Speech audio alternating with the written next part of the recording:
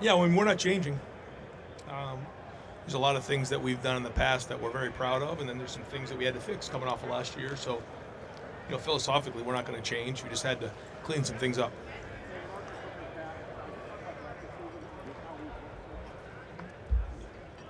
Yeah, I mean, he obviously made a really bad mistake. I think when you recruit young men and their families, and you say that you're going to bring them in and take care of them, then when they go through tough times, you have to work through that. Now, he understands that he's in a no tolerance policy moving forward, but he obviously went through everything he needed to go through to pay his penance in that area. He obviously understands what he's done, and we've given him this opportunity to prove to everybody that that he can move forward and change somebody else's life after what he went through. And I think that's a big part of coaching football is giving these guys an opportunity to learn and grow. But certainly he is in a no tolerance policy moving forward. Over here to the right, Dan. Ryan, it seems like a lot of DBs were coming out of practice during the camp. Do you feel like you have the game for having that situation now, or you just kind of working? Both. I think that the way that some guys have practiced really gives us some confidence going into that first game that there's more depth than we've had in a long time here. Still trying to figure out exactly who is game ready, but we have a good group of guys, and I think we're much further along than we've been in the last couple of years in terms of our depth back there. When you say that with depth, do you envision playing a lot of that? I do. I think a lot of guys deserve to get on the field. Over here to the left, Austin. What would you like to see at linebacker this season? I kind of touched on that coming out of scrimmage with maybe that will get you the dust settled. What are you looking for next couple of days? Well, some of the guys just need to kind of heal up, which they're going to do, and then other guys, just continue to get more reps and more experience. So it's a combination of two. The more experience some of those guys get, the better.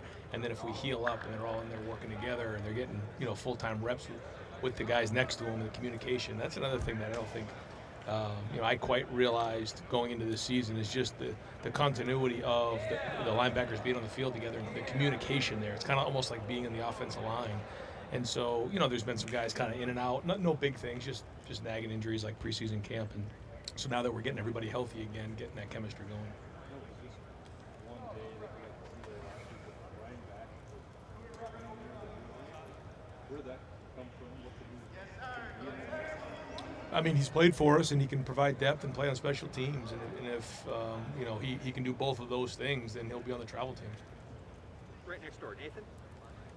Last year at this time, obviously people thought that you guys thought Josh Proctor was a good football player, but weren't ready to make him starting free safety. What has sort of changed in the past year? Is there more confidence in him that he can handle that?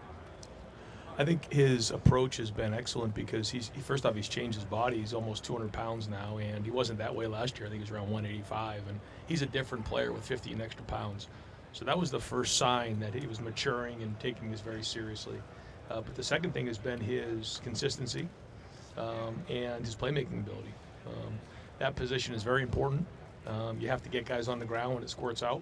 You have to make plays in the post, and he's shown that he can do that consistently.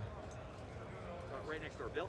Ryan, about a week ago to the first game, do you feel your best five on offensive line is settled there with you on the right side and the rest of the I mean, we're pretty close. Yeah, we're pretty close. I think, Matt Jones is actually, really practiced really well as well. So he's in the mix right now, but it's starting to settle itself out. Yeah.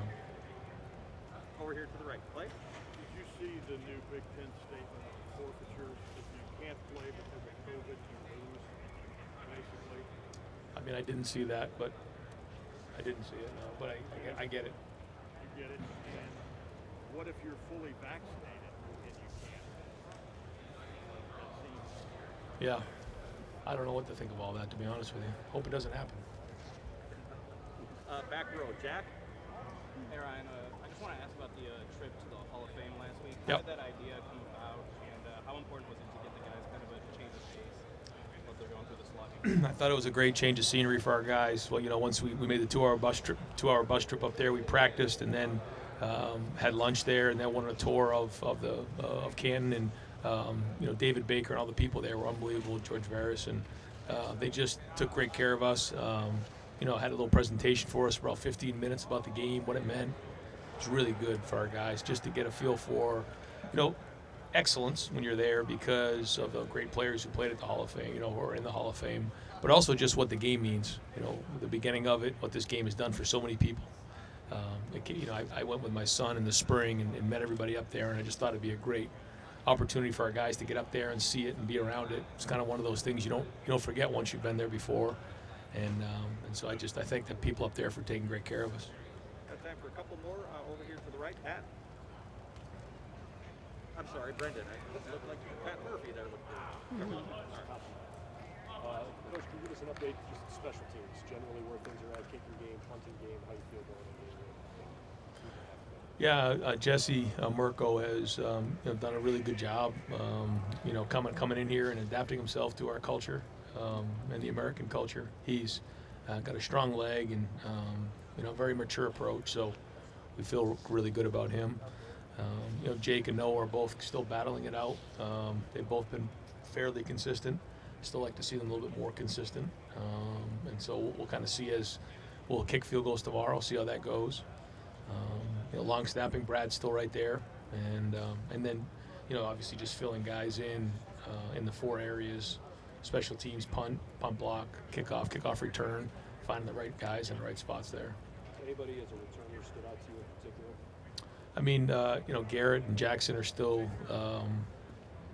good back there. They catch the ball well. The idea is when you're punt returning, you want to get the first 10 yards, and then the rest of it is kind of up to you. That's what I say. The first 10 yards are the teams, and then after that, it's kind of on you. So, those guys are a year into it now, and I think we have a good group of guys on that unit. So hopefully that could be an advantage for us this year. Right behind him, Tony. Brian, I want to ask about COVID protocols.